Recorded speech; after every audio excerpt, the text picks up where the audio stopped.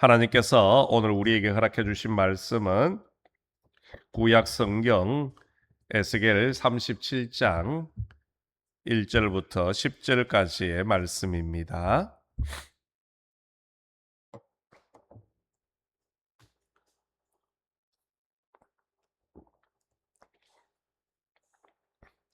에스겔 37장 1절부터 10절까지의 말씀은 제가 가지고 있는 구약 성경 1209면에 있습니다.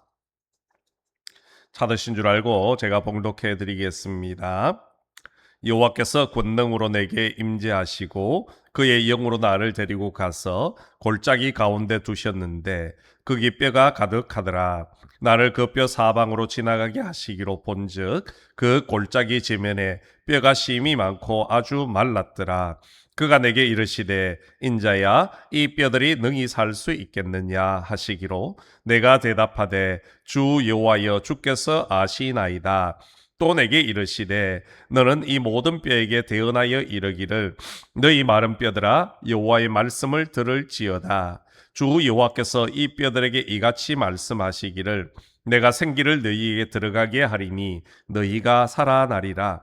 너희 위에 힘줄을 두고 살을 입히고 가죽으로 덮고 너희 속에 생기를 넣으리니 너희가 살아나리라. 또 내가 여호와인 줄 너희가 알리라 하셨다 하라.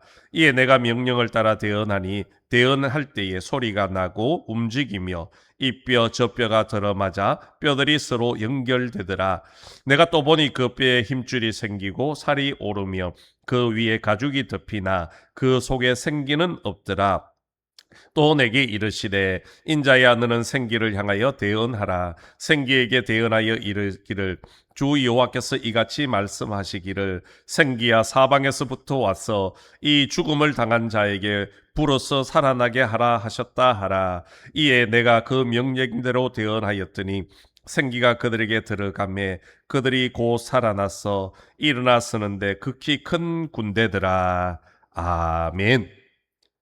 오늘도 우리 주님 앞에 오신 우리 모든 성도님들 위해 하나님의 은혜와 축복이 넘쳐나시기를 간절히 소망합니다. 우리나라는 전 세계적으로 국가 건강검진 제도가 참 잘 갖추어진 나라이지요. 조금은 차이는 있지만은 우리나라 국민 20세 이상이면 누구나 할 것 없이 2년마다 무료로 건강검진을 받게 되어집니다.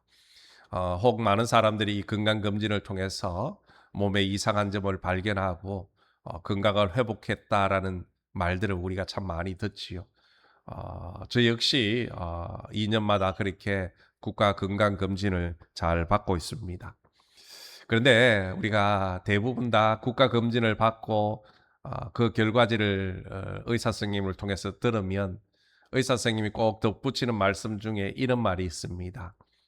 아, 운동도 좀 하셔야 되고요. 음식 조절 좀 하시고 살을 좀 빼야 됩니다. 그렇죠? 그래야지 건강을 유지할 수 있다. 이런 말을 듣습니다. 그런 말을 들으면 어떻습니까? 대부분의 사람들이 그 다음 날부터 운동도 하고 또 음식 조절도 그렇게 합니다. 그러나 한 달, 두 달 그렇게 지나가면 예전의 모습으로 돌아가는 우리의 모습을 참 많이 보게 되어집니다. 이처럼 우리가 건강에 대해서는 건강검진을 통해서 우리가 많은 것을 미리 체크를 할 수 있고 또 빨리 회복도 일어나더라는 겁니다. 그런데 여러분, 육체의 이런 건강이 중요한 만큼 우리의 영혼의 건강도 중요하다라는 겁니다. 육체의 건강은 이런 건강검진을 통해서 점검을 할 수 있다면 우리의 영혼의 건강은 어떻게 하면 점검을 하고 또 빠른 치유를 할 수가 있겠습니까? 오늘 그 치유 방법에 대해서 잠깐 하나를 소개시켜 드리려고 합니다. 미국의 에드 긍어 목사님이 속사람 건강 진단서라는 그런 책을 썼습니다. 그 책에 보면 우리의 영적인 건강을 점검해 볼 수 있는 다양한 그런 점검 방법을 소개해 놓고 있는데요. 오늘 그 중에 하나를 제가 소개를 드리려고 합니다. 5가지인데요. 그것을 한번 스스로 한번 체크를 해보시면서 지금 나의 영적인 건강 상태는 어떤가 한번 체크해보면 좋겠습니다. 특별히 그 중에서 영적 건강 불감증에 대한 그런 점검 사항이 있습니다. 첫 번째는 급한 일이 생기면 쉽게 예배에 빠진다. 그래도 영적으로 문제가 없다고 생각한다. 두 번째, 성경 읽는 시간을 많이 내지 못하고 성도들과 잘 어울리지도 않지만 나는 나름대로 건강하게 살고 있다고 생각한다. 세 번째, 충분히 노력하면 나의 절제력으로도 충분히 죄를 이길 수 있다고 생각한다. 네 번째, 나는 영적으로 아무런 문제가 없는 건강하고 거룩한 그리스도인이라고 생각한다.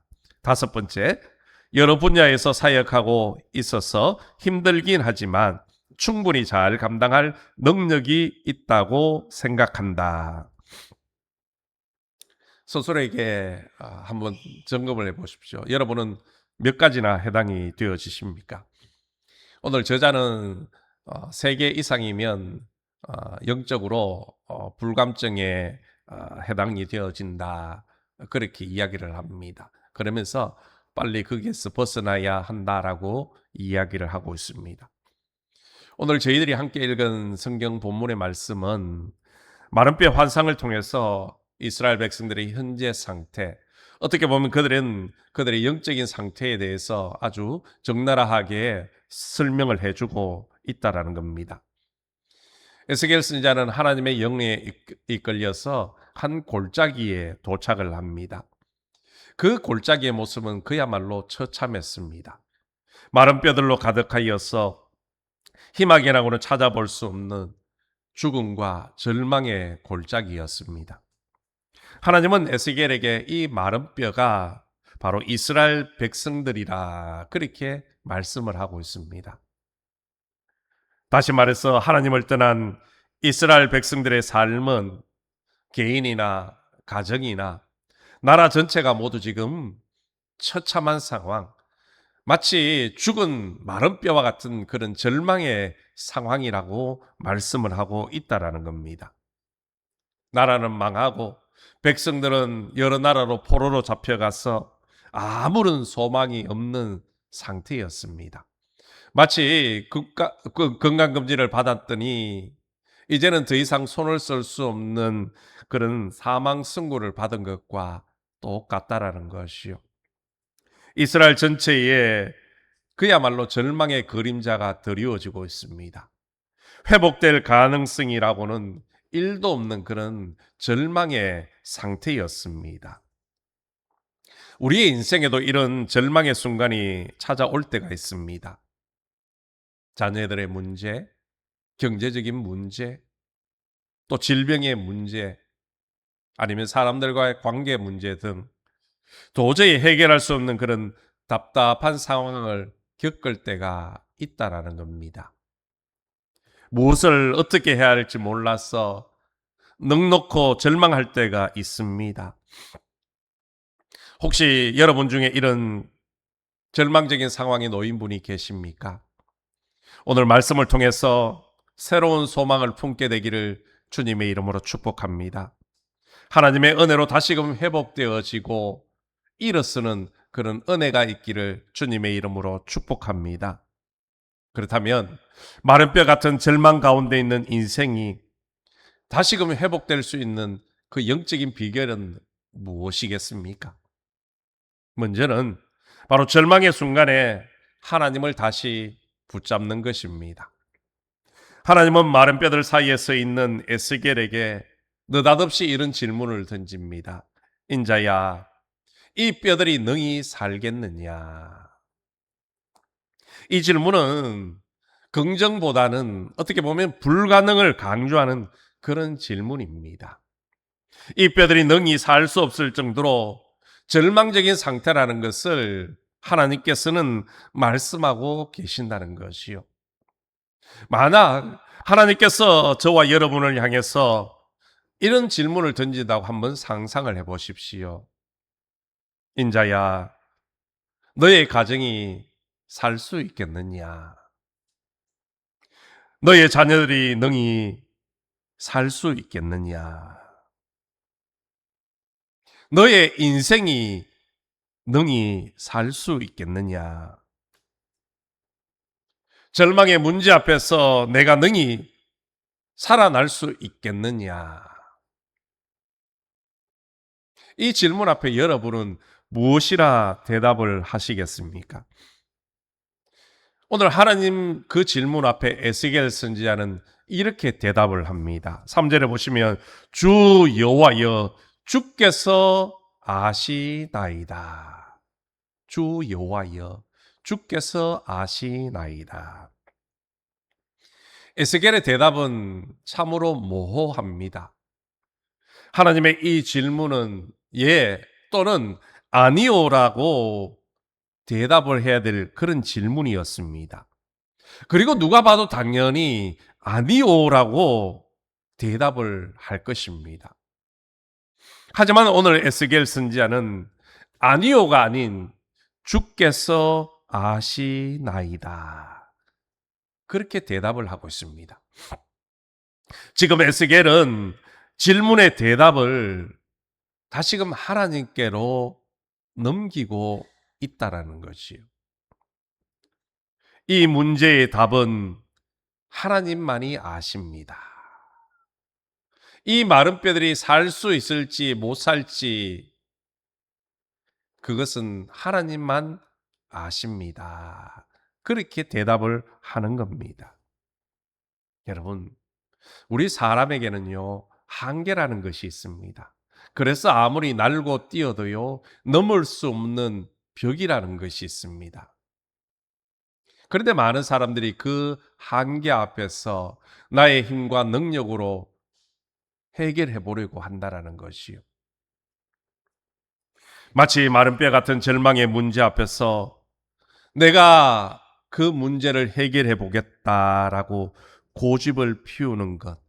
그것은 한계 앞에서 내가 무엇인가를 해보고 내가 해결해 보겠다라는 그런 어리석은 모습과 같다라는 겁니다. 불가능한 일에 헛된 힘을 쓰는 것과 같은 것입니다. 여러분, 회복은 나의 힘으로는 안 된다라는 것을 인정을 하는 것. 그리고 하나님의 손을 붙잡을 때에 회복은 시작되어지는 것입니다. 하나님의 손이 그 문제를 붙잡으면 우리 인생의 어떤 문제 역시 다 해결되어지는 것입니다. 그 순간 절망의 끝에서 새롭게 회복시키시는 하나님의 은혜를 경험하게 되어지는 것입니다. 오늘 저와 여러분이 인생의 그런 절망의 순간 앞에 놓였다 할지라도 포기하지 마시고 다시금 하나님의 손을 붙잡으시기를 주님의 이름으로 축복합니다. 주님 손만 잡아라라는 책을 쓴 임영서 집사님이라고 계십니다. 이 집사님은 시중에 나가보면 죽 이야기라는 체인점이 있습니다. 그 프랜차이즈 죽 이야기를 사업을 창업을 했던 분이었습니다. 이 집사님은 어린 시절 그 가정이 숯가마를 했다고 합니다. 당시 숯가마는 대부분 다 산 꼭대기에 지어져 있지 않습니까? 그리고 산 꼭대기에는 차량들이 원활하게 올라가지 못해서 어린 시절은 늘 사람들이 그 숯가마에 와서 숯을 지게에 짊어지고 산 아래로 그렇게 옮겼다고 합니다. 이 임영서 집사님도 어린 시절 그 숯을 옮기면서 용돈을 받았다고 합니다. 하루는 숯을 지고 그 산길을 내려가다가 그만 넘어지고 말았습니다. 그래서 다시금 일어나서 지게에 쏟아졌던 그 숯 짐들을 다시금 가득히 실어 놓고 지게를 짊어지고 일어나려고 하는 순간 어머님이 눈앞에 서 계시더라는 겁니다.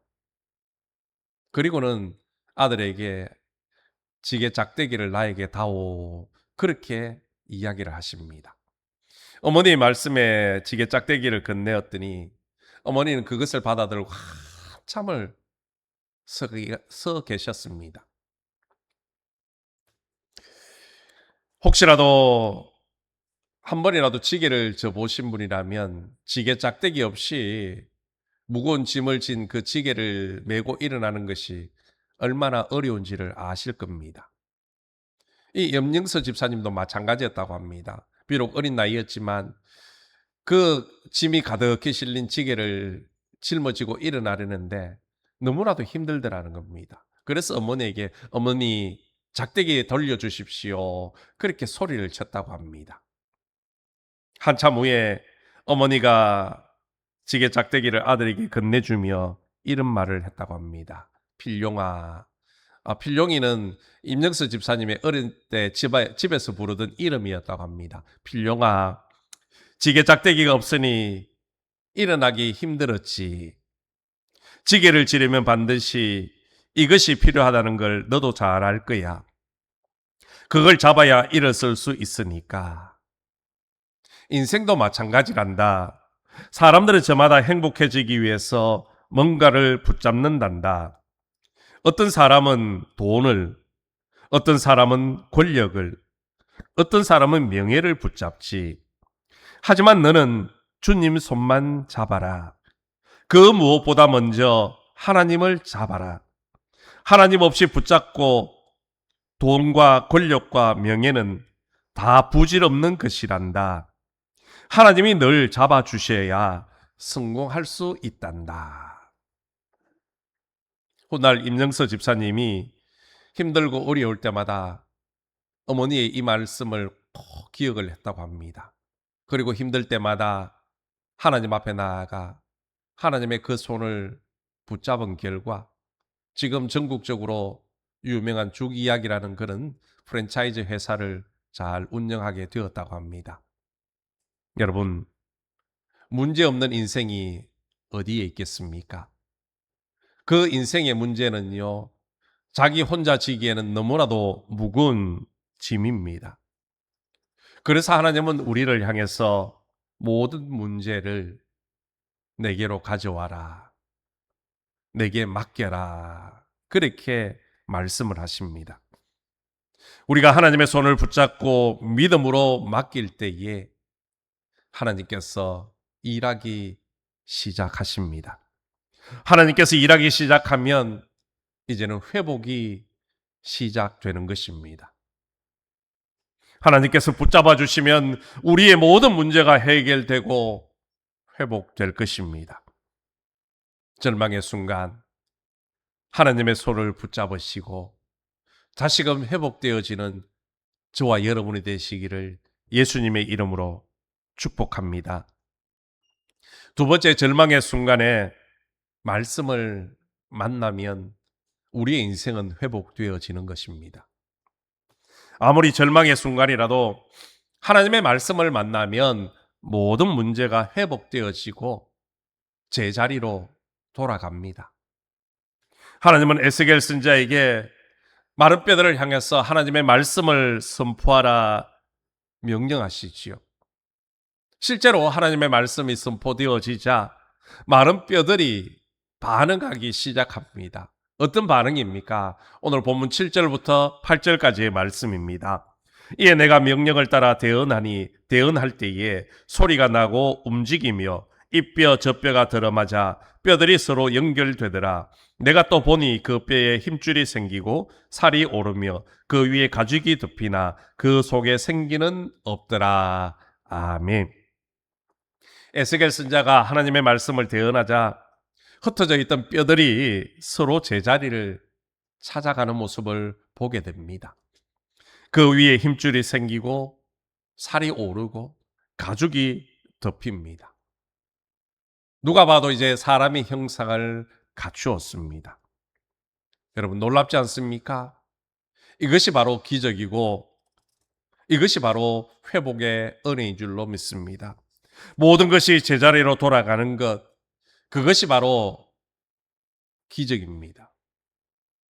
오늘 말씀을 들을 때마다 여러분의 모든 문제가 해결되어지시고 또한 제자리로 돌아가는 은혜가 있기를 축복합니다. 여러분, 세상은 스스로 알아서 무질서가 질서로 바뀌는 일은 절대로 일어나는 법이 없습니다. 그런 적이 있었습니까? 한 번도 없습니다. 예를 들어 가족들이 출근을 하고 퇴근하고 돌아오면 벗어 던지는 양말, 옷가지들, 또 여기저기 널브러져 있는 아이들 장난감, 이런 것들이 스스로 제자리를 찾아가는 일이 있습니까?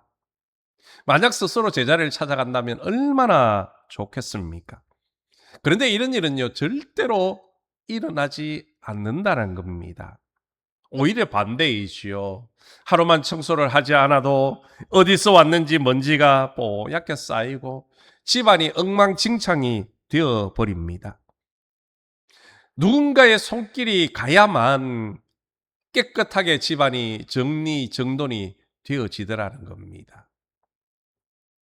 여러분, 하나님께서 세상을 창조하실 때에 세상은 혼돈과 무질서 그 자체였습니다. 그런데 그 혼돈과 무질서 속에 하나님의 말씀이 선포되어지니까 혼돈과 어둠이 환하게 밝아졌습니다.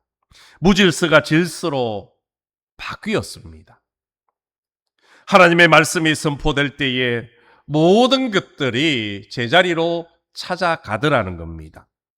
무질서가 질서를 찾아가는 것, 그것이 바로 회복입니다.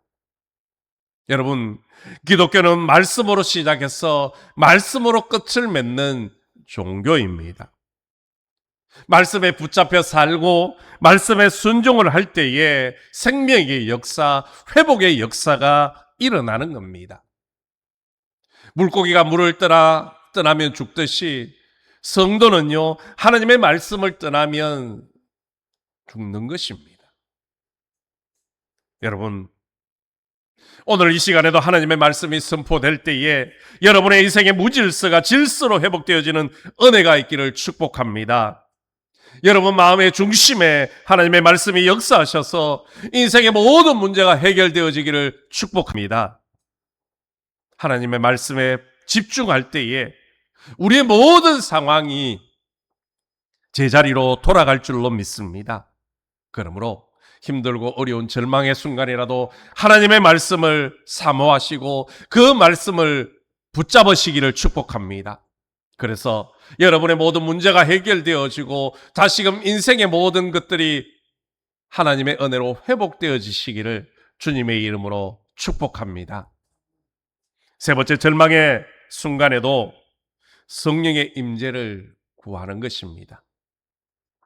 마른 뼈 같은 인생이라도 하나님의 생기가 들어가면 살아나는 겁니다. 성령이 함께 하시면 연약한 사람이 다시 일어서고 무너진 사람이 다시 회복되는 것입니다. 오늘 본문 9절 10절 말씀에도 보십시오. 또 내게 이르시되 인자야 너는 생기를 향하여 대언하라. 생기에게 대언하여 이르기를 주 여호와께서 이같이 말씀하시기를 생기야 사방에서부터 와서 이 죽음을 당한 자에게 불어서 살아나게 하라 하셨다 하라. 이에 내가 그 명령대로 대언하였더니 생기가 그들에게 들어가며 그들이 곧 살아나서 일어나 서는데 극히 큰 군대더라. 아멘. 에스겔 선지자가 두 번째로 하나님의 말씀을 선포합니다. 하나님의 말씀이 선포되어졌을 때에 생기가 사방으로부터 몰려와서 그 죽은 자들이 다시금 살아났습니다. 사람의 형체만 갖춘 상태에서 하나님의 생명이 들어가니까 드디어 살아 움직이는 큰 군대가 되어졌다라는 겁니다. 여기서 말하는 생기는 히브리어로 루하흐라는 단어를 쓰고 있습니다.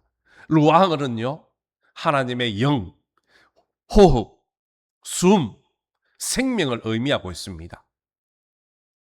하나님의 생명, 하나님의 영이 그 마른 뼈들에게 들어갔을 때에 죽은 마른 뼈들과 살아나는 은혜가 있더라는 겁니다. 마치 하나님께서 흙으로 사람을 지으시고 생기의 그 코를 불어넣었을 때에 생명이 되어지는 그런 모습을 다시금 연상시키고 있더라는 겁니다. 여러분, 마른 뼈에 하나님의 생명, 성령이 들어가자 살아났습니다. 이것은 마른 뼈같이 아무런 소망이 없던 이스라엘 백성들에게 생명을 불어넣어 새롭게 회복시켜 주시겠다는 약속의 말씀입니다. 그냥 숨만 쉬고 사는 정도가 아니라 강력하고 큰 군대, 하나님의 군대로 회복시켜 주시겠다는 은혜의 약속인 것입니다. 하나님의 이 약속은 오늘 우리에게도 동일하게 적용됩니다. 우리 안에 성령께서 오셔야지 진짜 생명을 얻습니다. 성령은 마른 뼈 같은 우리를 살리시고 절망의 끝에 있는 우리를 다시 회복시켜 주십니다. 반면 성령이 떠난 사람은요, 생명을 잃습니다.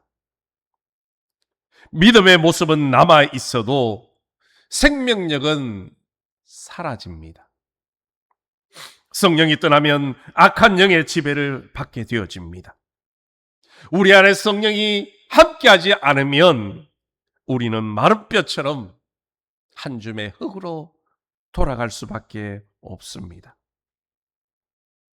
오늘 저와 여러분 모두가 절망의 그 순간이라도, 아무것도 할 수 없는 소망이 없는 상황이라도 성령의 임재를 구하십시오.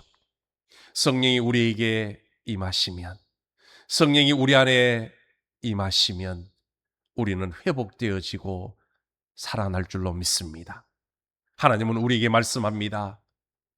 구하는 자에게 성령을 주시겠다고. 부활하신 주님은 실망한 인생, 실패한 인생, 온갖 두려움과 절망 가운데 사로잡혀 있는 제자들을 찾아가십니다.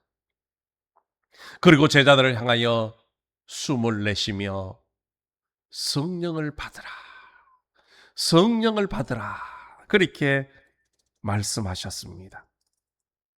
이 말이 무엇입니까? 이제는 더 이상 실패자가 아니라 강한 군대로 일어서라는 말씀입니다. 그 후에 실제적으로 제자들이 오순절날 마가의 다락방에서 성령의 충만함을 받았을 때에 그들은 변화된 인생이 되어졌습니다. 더 이상 실패자가 아니자 승리자의 인생을 살게 되었다는 겁니다. 여러분, 하나님의 생기인 성령이 우리에게 임하시면 마른 뼈 같은 우리의 인생이 회복되고 살아날 줄로 믿습니다. 우리의 실패가 성공으로 회복될 줄로 믿습니다. 하나님의 영인 성령이 우리 안에 임하시면 우리의 인생을 변화시키시고 우리로 승리케 하여 주실 줄로 믿습니다. 성령의 충만함으로 절망에서 다시금 일어나고 회복되어지는 저와 여러분 되시기를 축복합니다. 사랑하는 성도 여러분, 살다 보면 끝이라고 생각되는 절망의 순간이 찾아올 때가 있습니다. 그러나 여러분, 그것이 끝이 아닙니다. 절망의 끝은 하나님의 시작의 시간입니다. 그러므로 절망의 순간 하나님을 붙잡으시길 축복합니다. 하나님을 붙잡고 기도하여 모든 인생의 문제가 해결되어지고 이전보다 더 큰 회복을 경험하시기를 축복합니다. 성령의 임재를 통해서 마른 뼈같이 아무런 소망도 없는 인생이 새롭게 살아나고 회복되어지는 그런 은혜와 복을 누리시기를 예수님의 이름으로 축원합니다. 하나님 아버지 감사합니다.